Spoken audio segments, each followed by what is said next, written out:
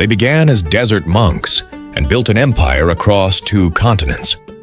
In the 11th century, in the harsh deserts of Mauritania, a small group of Muslim reformers emerged.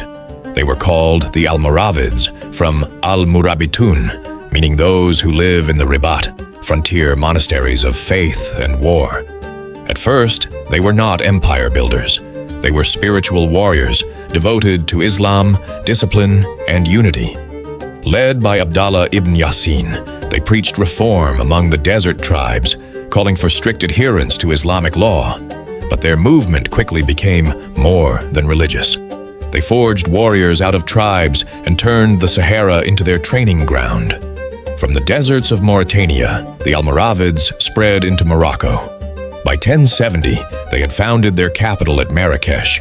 Under leaders like Yusuf ibn Tashfin, they built an empire stretching from the Senegal River to the Mediterranean. Their discipline and faith made them fierce fighters.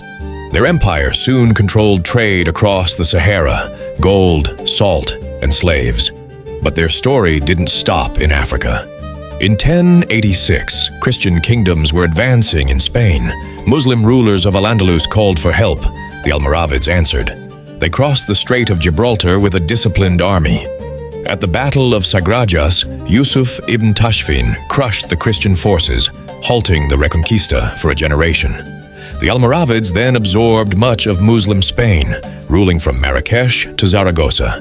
But they were not just warriors. They built mosques, palaces, and schools, spreading Islamic culture and learning. Still, their strict interpretation of Islam clashed with the more cosmopolitan society of Al-Andalus. Over time, their rigidity alienated allies, and new powers rose to challenge them.